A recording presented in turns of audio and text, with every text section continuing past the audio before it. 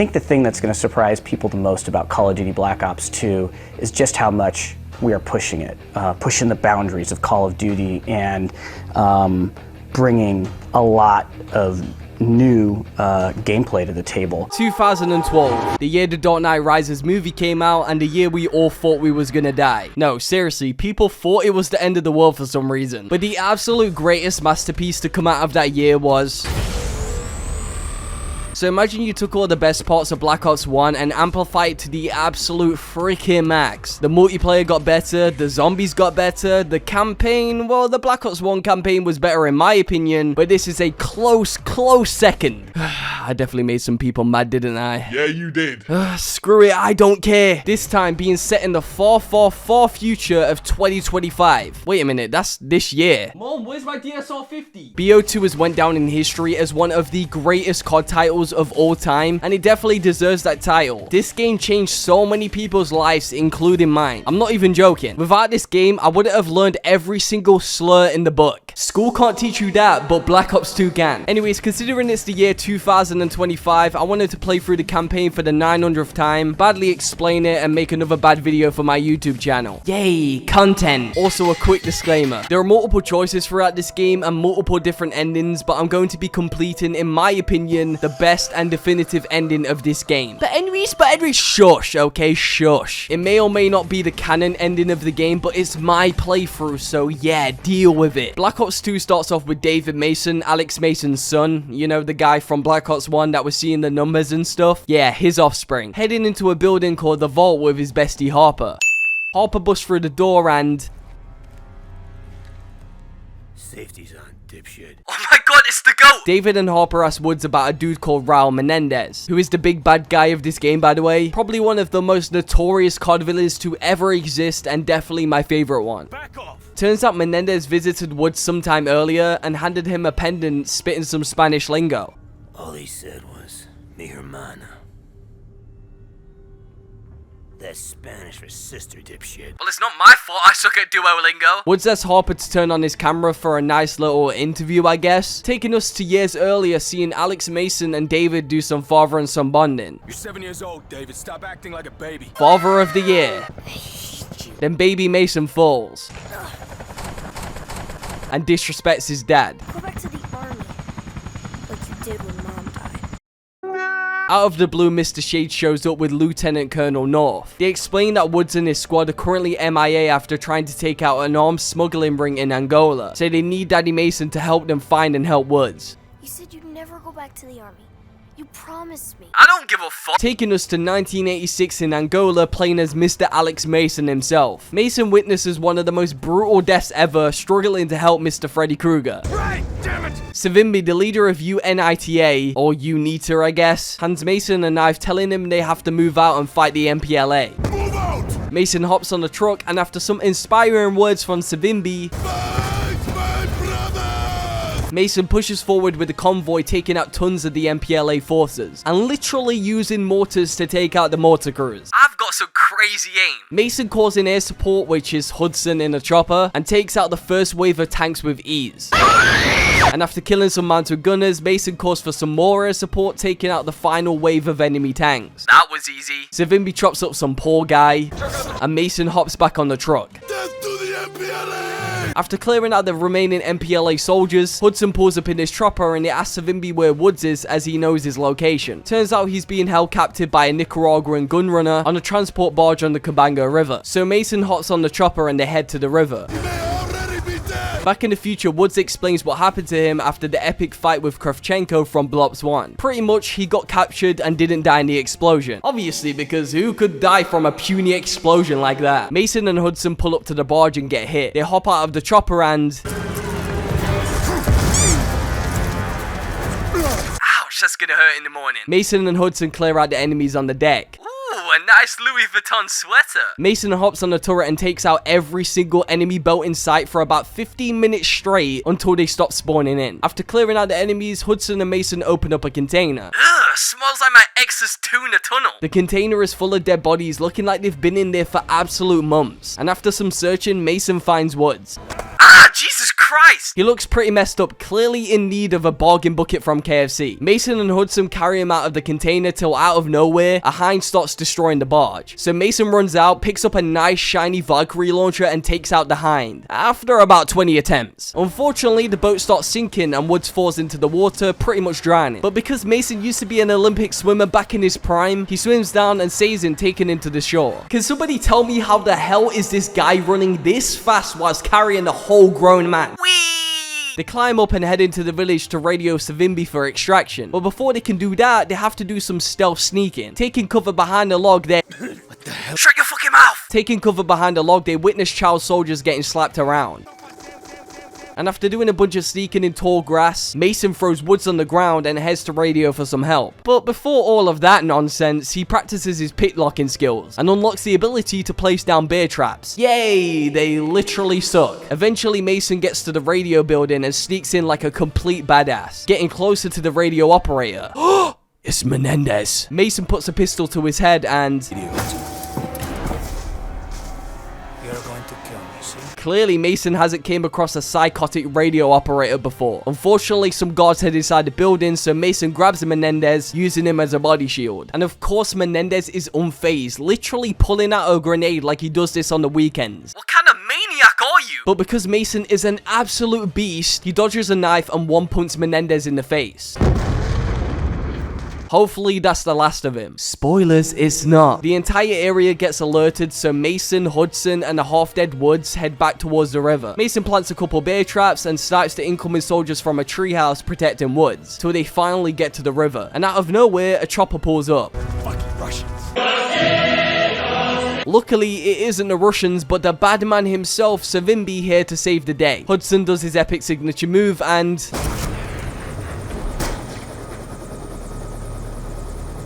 Suck your mum. They all hop on the chopper and head out of there, taking us back to 2025, where Mason explains that after Mason shot Menendez, he was out for revenge. And he goes into Menendez's backstory a little bit. Pretty much he was running a drug cartel in Nicaragua, handed down by his dad. His dad got killed by the CIA, and now he's behind a quote revolution, I guess, called Cordes Dia. Give me a soda. Give me a soda. Get it from the nurse's stash. And that diet crap. Starting the next mission in 2025, playing as Dave and Mason, also known as Section, in the Hakababo Razi Mountains in Myanmar. How the hell do I even say that? David does some Spider-Man wall crawling and tag team rope swinging with his bestie, till they reach the cliffside, but out of nowhere... Luckily, Salazar pulls up and holds the rope till Section cuts it, saving their lives. Here we get introduced to Salazar, that dude that just helped us, and Crosby. Wait, where have I seen this name before? What are you, SOG? Just give me the radio. Good luck with that shit. Salazar starts glazing Menendez for some reason. Do not underestimate Raul Menendez. Shut the fuck. Section and the boys deploy their wingsuits and do some epic Batman gliding. Landing just outside the enemy's base, being split up into twos. The most important characters on one side and the people nobody gives a shit about on the other. Section and Harper take cover, seeing enemies use some futuristic 2025 technology that we definitely have today. Luckily, Section has insane vision, so the invisibility cloaks mean nothing. Section and his squad fight for a bunch of enemies, hack into a drone, killing even more bad guys, and eventually get to a temple door. Section pulls out the sexy Titus 6 and blows up the door to tiny itty bitty pieces, allowing the squad to move in. Turns out that these ruins were just a front and was hiding a nice looking research facility. The squad head in despite completely losing comms. Heading inside, Section finds an invisibility cloak for himself and puts it on, despite it being absolute dog shit because everyone can see him anyway. They fight their way through, head down an elevator and fight some more till Section finds a cute Wally ripoff. It looks like Menendez won the lottery or something because this facility is so high tech and fancy. The team hear a noise coming from a box, so Section opens it up and they find a guy hiding called Eric, who is yeah, whatever that is. He was brought here by Menendez to process the Celerium, which is a new rare earth element that is more powerful than any existing microchip technologies. Essentially, it's OP as fuck. A bunch of enemy reinforcements pull up, so the team have to defend the area, unaliving everyone inside. After the goons are dealt with, Eric takes the team to this cool looking room, giving Section the Celerium drive. Eric says Menendez is planning to use it for a massive cyber attack, and out of nowhere, Rest in peace, Eric. Section and his squad fight through waves of enemies till they finally meet up with the extraction team, including the GOAT Admiral Briggs, and Section hands him the Solarium drive. Damn, calm down. Since Section doesn't know who Menendez is and Salazar is clearly a fanboy, he asks Salazar why Menendez hates the great American people, starting a nice little campfire story. So pretty much when Menendez was a child, he saw the Contras murder his people, his family lost everything in an earthquake, his sister got crippled in a fire, him and his father became rich, powerful drug dealers, so the CIA capped his dad. I mean, it makes sense why he's the villain. And after that, Menendez started running guns in Afghanistan for his own private army, so the CIA went to hunt him down. The only one's your father. Bringing us to the next mission back in 1986, playing as Daddy Mason in Afghanistan. Woods rappels down from a mountain after scouting out the area. Sand.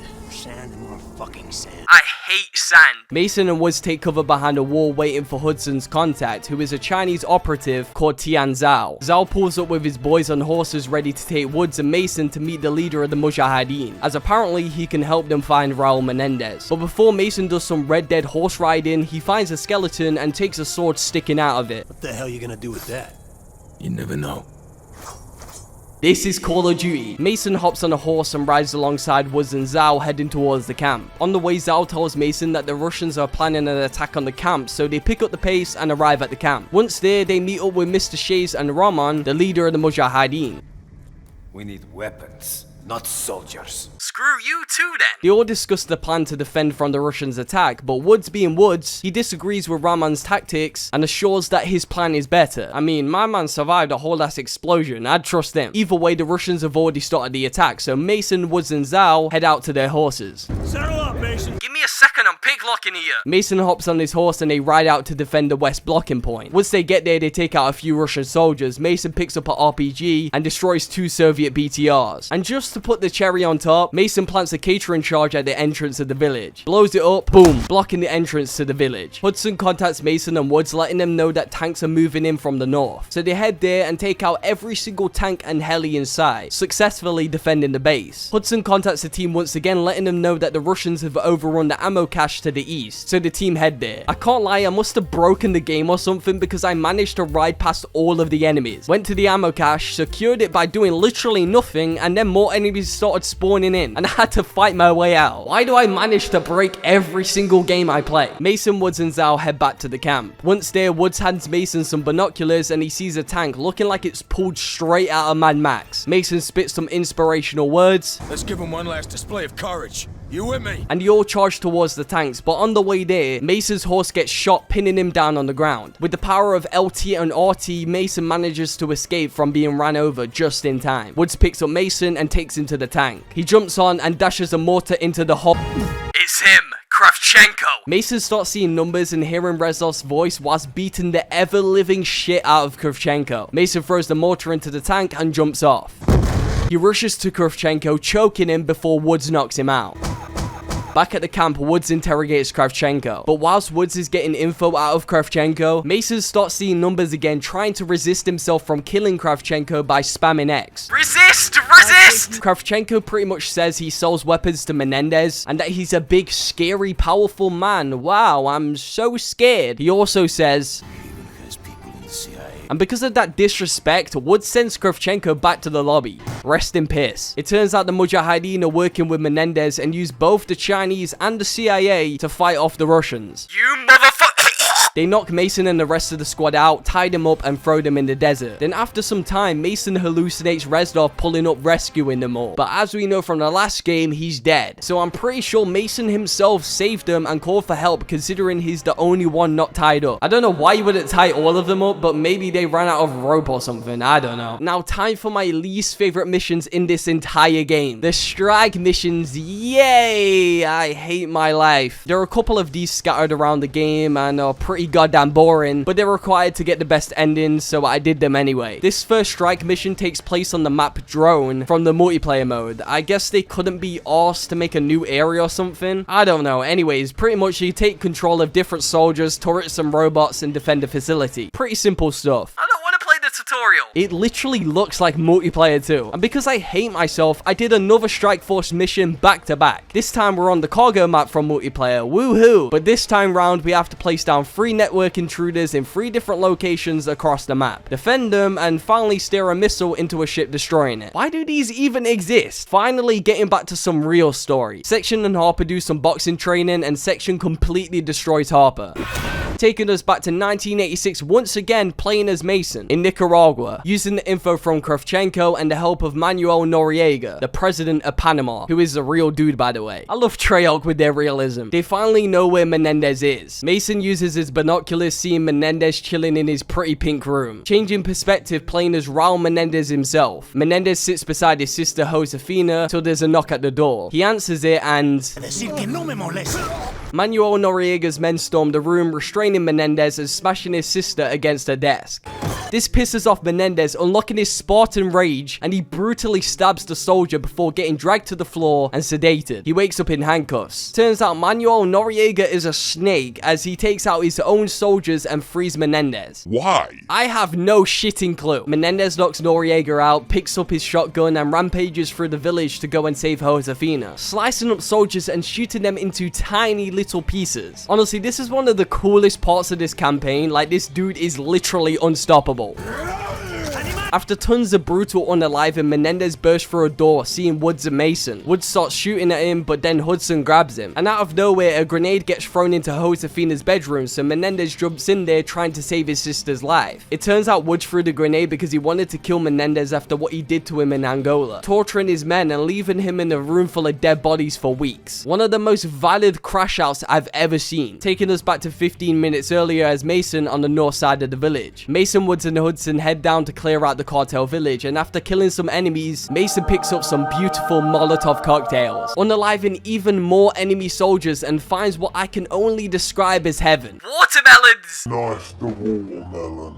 Yeah, he is definitely dead. The team head through a building, taking out a couple of soldiers, and see Menendez in the distance. Woods is clearly pissed, but Hudson snaps him out of it, reminding him that they're here to do a mission. Mason clears out the courtyard, taking out a bunch more soldiers. They regroup, and Hudson orders Mason and Woods to clear out the cocaine labs in the basement and gather any intel at all. As Mason heads down into the basement, Hudson asks him to keep an eye on Woods. Keep an eye on Woods. Mason does some picklocking once again. I love picklocking. Mason and Woods clear out the cocaine labs and find the soldiers trying to burn all the evidence. But Mason manages to grab a CIA memo? CIA? They take out the remaining enemies and climb out of the basement, heading towards the house as Menendez is there. And of course, Woods is even more pissed.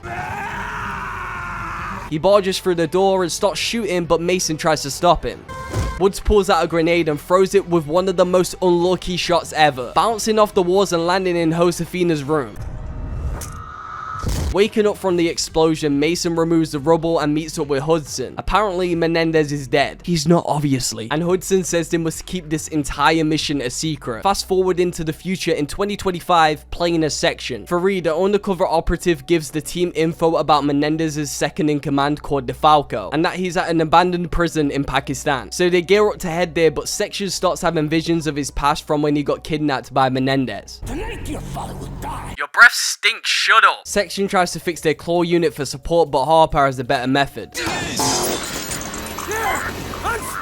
With the claw unit online, Section and his squad head through the flooded building, taking out a bunch of ISI troops till they get to the street. Salazar splits up with Section and Harper taking the high ground. They push through the street, unaliving a bunch of enemies till a bus comes rolling down, so they have to get off the street. Spam X! Spam X! Luckily, they survive. Still got my balls.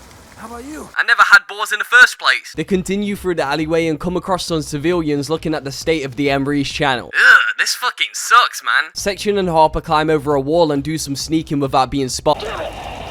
Section and Harper climb over a wall and do some sneaking without being spotted by the enemy drone. I mean, it's not as cool and intense as the all gillied up mission, but at least they tried. After a bunch of sneaking and running, they get to the sewers. Ew, what What's that smell? Wait, never mind, it's me. After some sewer action, overhearing some soldiers talking about new SDCTs at the train yard and learning that Menendez is here with the ISI leader, Section calls my day one Admiral Briggs on his Apple Watch. Briggs shows Section the schematics of the entire Anthem compound, showing him the best vantage point and that the claws will be there for support. So Section and Harper grapple up to the roof, take out two guards and identify Raul Menendez, recording his conversation for intel. Unfortunately, he moves out of range, so the duo head across the rooftops and catch up to Menendez, recording him once again. Say hi to my YouTube channel. Harper and Section head into a room, take out a guard and record Menendez's meeting with DeFalco. I will handle it personally. They lose Menendez again, and because they need even more intel, they go to find him, running across rooftops and taking out some unsuspecting guards.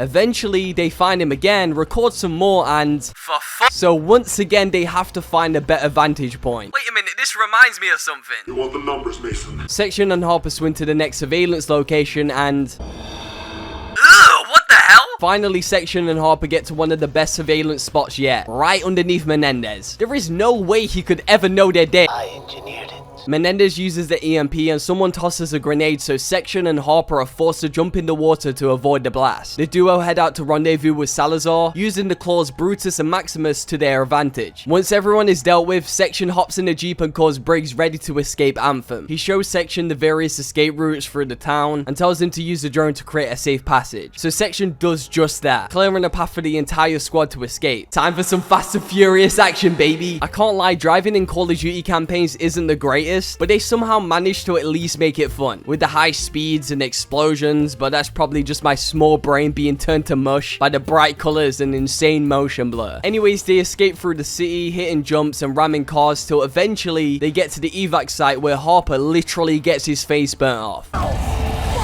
Unfortunately, Section and Harper are met with SDC soldiers, but luckily their General Tian Zhao, yeah, the exact same dude Section's dad fought with back in Afghanistan in the 80s, lets them off the hook considering Section and Harper are only there for Menendez, not the Chinese. And speaking of Afghanistan, it's another Strike Force mission, woo, yeah! Taking place in the exact same area as the flashback mission from earlier. No, seriously, it's all the same. They could have at least added something different, like, come on. Anyways, we defend the convoy with some drones and...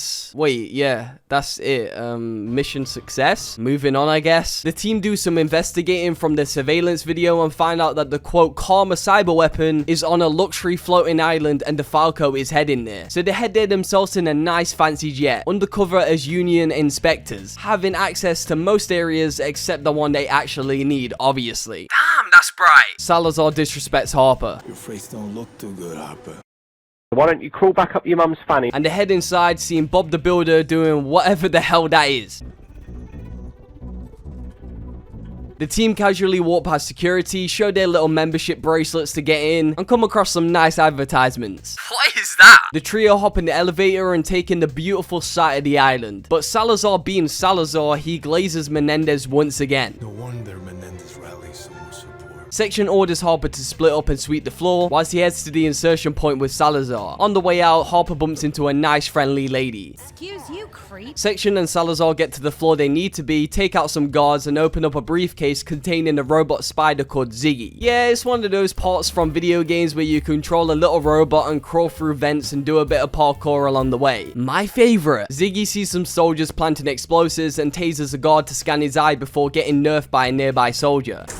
Section opens up the server room using the eye scan, and after a bunch of unaliving, Section uses the CRC computer to search for the Karma cyber weapon, which turns out to be that respectful lady from earlier. Excuse you, creep. Yeah, her. Karma isn't a weapon, it's actually a woman called Chloe Lynch. Turns out she went to the club upstairs, so Section and Salazar head there, taking out a bunch more enemies along the way. Whilst they're heading there, Harper arrives at the club first, and tries to tell Chloe she's in danger, but she's having none of it. Section heads inside the club full of the biggest degenerates in 2025. So baby, I was like this, and then I went like that, and I was going crazy, and it was like, whoa, and I was like, yeah. When will I ever experience the touch of a woman? You said my breath stinks like shit. Eventually, Section gets to the dance floor, meeting up with Harper and telling Chloe they need to leave. But unfortunately, DeFalco pulls up and starts executing civilians to draw out Chloe. Also, Salazar says he has no shot and that there's too many civilians, but he's right there, out in the open. Chloe punches Harper. and goes to DeFalco, but he ends up shooting up the entire club anyway, murdering tons of civilians. Section and Harper do some cool slow-mo Call of Duty shooting, taking out all the enemy soldiers in the club whilst dubstep is blasting in the background. I love this game so much. Section opens up an armory, picking up, that, and a nice shiny sniper rifle. Section, Salazar, and Harper head out through the mall, eliminating tons of enemies to catch up to DeFalco. And after 20 minutes of running and gunning, Section remembers he used to be in FaZe back in 2012, so he pulls out his sniper and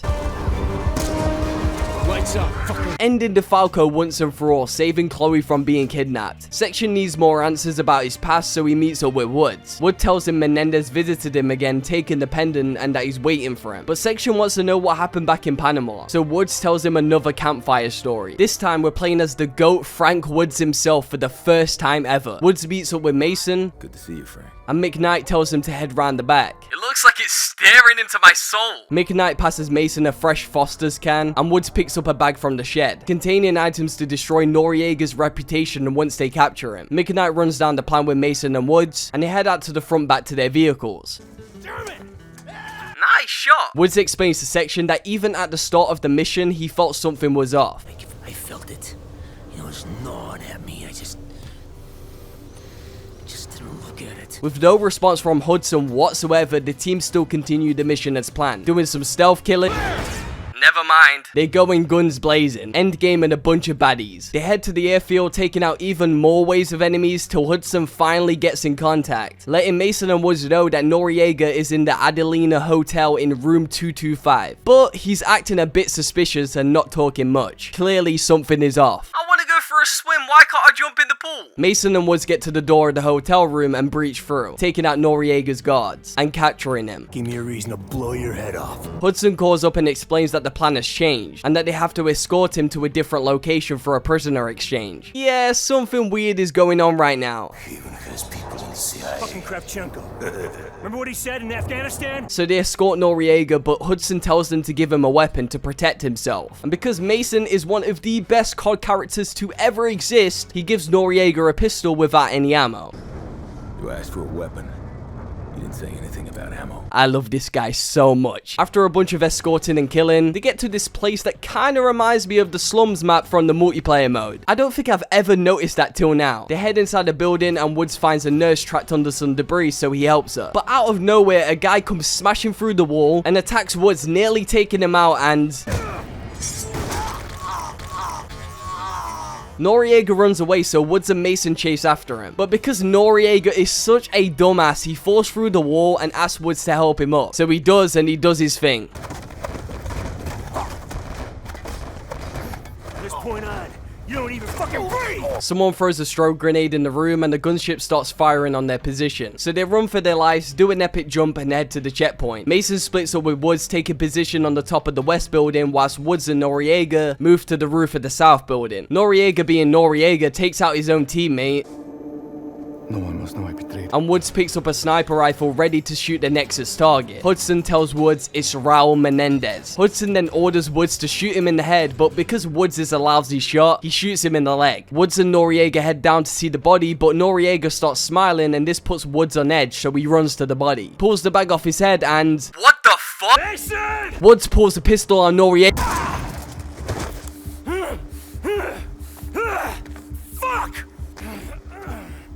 Menendez! The hatred in his voice. Oh, Call of Duty used to be so good. Menendez pops his other kneecap, which obviously leaves Woods handicapped. Woods tries to reach for his weapon, but Menendez knocks him out. Turns out this entire thing was a setup. Woods wakes up in a room with David and Hudson. So pretty much Hudson has been kidnapped this entire time and had to lie to Woods and Mason in order to keep David alive. Menendez says some bollocks about suffering and asks them to choose who dies, David, Woods, or Hudson. Despite having 2 kids at home, Hudson sacrifices himself in one of the most brutal death scenes I've ever seen in any video game ever.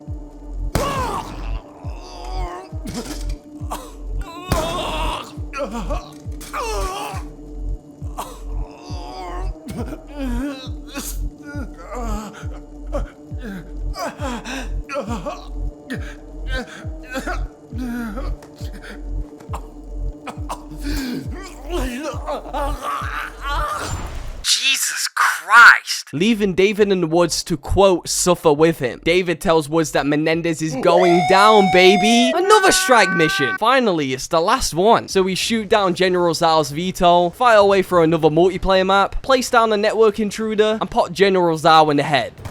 Mission success. Now, no more strike missions for the rest of my goddamn life. Continuing on, Chloe aka Karma shows Salazar and Section exactly where Menendez is planning to attack. Both China and America. Section figures out when the cyber attack is happening. June 19th. That's tomorrow. Section informs Admiral Briggs, but he orders them to head to Yemen to capture Menendez for interrogation, even though Section knows it's a trap. This time we're playing as Farid, who is undercover as one of Menendez's men. We are ready. Menendez explains to Farid that he knows there is a traitor, but as always, he's one step ahead. I'm one step ahead of you. Farid and Menendez head outside to a ton of people cheering. An accurate representation of the enryece fanbase right there. The Americans ruin the party, so Menendez asks Farid to regroup at the Citadel. So Farid heads there, taking out his own people along the way, considering he's still undercover. And after a bunch of friendly murdering action, he regroups with Menendez. Farid watches him shoot down Harper's VTOL, so now Harper is captured. Menendez interrogates Harper, asking him who the traitor is. You won't get shit from me. Menendez hands Farid a weapon and asks him to prove his loyalty by shooting. That was easy. Farid gets knocked out by an explosion and wakes up being picked up by Section. He clearly regrets shooting Harper, but the team have no time to sit and cry for a side character. Don't get me wrong, I do love me some Harper, so please don't dislike this video. Section unalives tons of enemies racing towards Menendez, and he finally catches up to him before he can escape. Menendez hands himself in. Thank you, David. This seems way too easy. And they take him to the USS Barack Obama for interrogation. Salazar interrogates Menendez, but he says he will only speak to David Mason, so Section heads into the room to speak to him. Menendez says some nonsense about his sister again and blah blah blah, we don't care. But of course all of this was planned and the ship starts being attacked. Section turns around to tell a guard to make sure no one leaves the room and... How the hell did he get out of those handcuffs? Menendez orders Section to drop his weapon and put himself in the handcuffs to spare Salazar's life. So he does just that and turns around getting knocked out, waking up moments later. Menendez has escaped. Oh no, really? Section gears up and fights his way through the ship, taking out waves and waves of Menendez's soldiers. Then he hops on his gaming PC to gain control of the bridge, but is completely locked out. So he heads to the security room to check the camera feeds.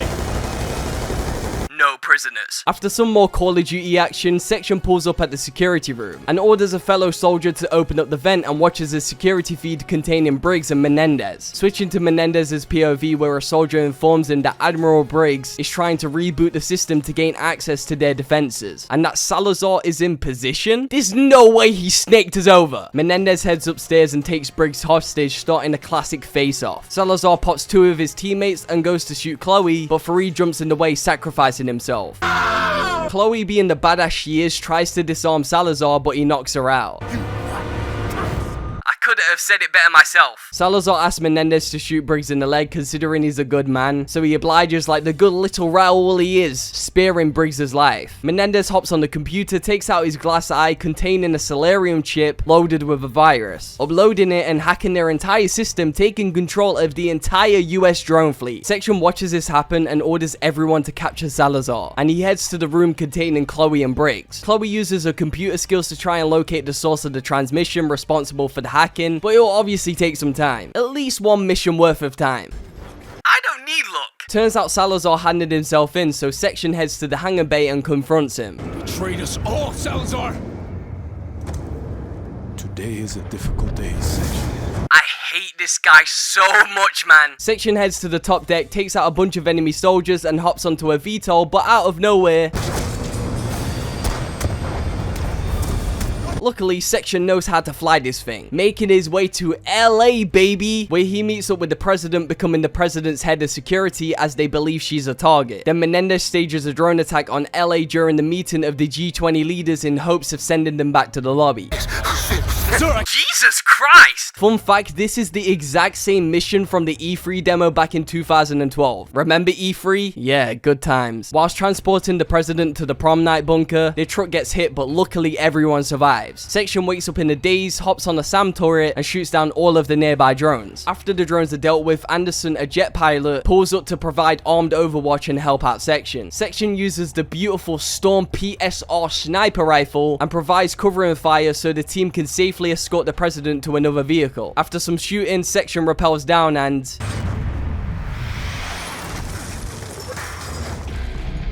That was close. Section takes out a few enemies, hops in a vehicle, and races through the streets of LA. Fast and Furious, baby! Till out of nowhere, Section wakes up in the daze and Anderson gets hit, so Section hops out of the vehicle, takes out a couple of the enemy claw units, and heads to meet up with the G20 leader to protect them. After some defending, a building comes crashing down, knocking Section out. Section wakes up seeing destruction all around him and Anderson being carried to an ambulance. And because he's the baddest man around town since his daddy, he hops into Anderson's jet, protecting the president's vehicle as they approach the prom night bunker, taking out foot soldiers and dogfighting jets in the sky until he has to bail out, landing safely.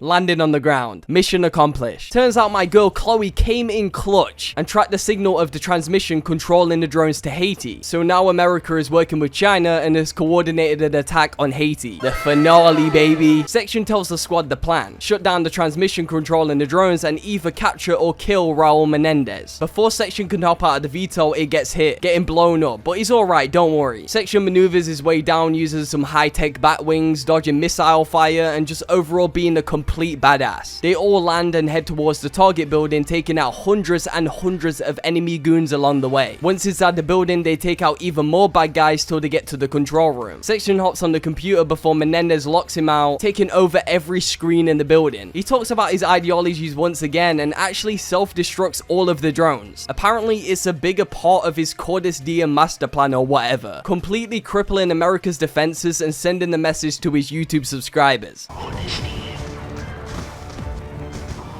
Rise and strike while they are down. Strike now and strike. An army ranger finds a friendly soldier in a room stripped of his uniform and sending the fellow army rangers back to the lobby. Section heads to try and find Menendez after learning he's trying to cover his escape by setting off explosives around the facility, wearing a US uniform to blend in. After some fighting, Section slides under a door just in time, entering a room where another explosion goes off.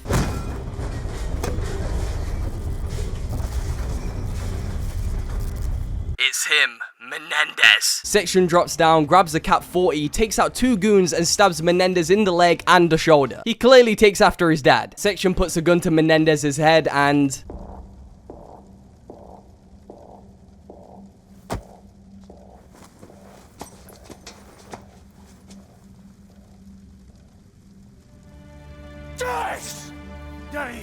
capturing Menendez once and for all to rot in prison for the rest of his days. Sometime later, Woods gets a visit from a special someone. Yeah, it turns out my day one Mason survived due to Woods sucking at shooting and has been God knows where for the last 30 years. Chloe ends up saving the world with her epic hacking skills, stopping the Solarian worm, even ending up on the Jimmy Kimmel show due to her actions. That's how you know you've made it. And we see Menendez pretty pissed off that he's bald now. Oh yeah, and Section gets a nice little reunion with his daddy.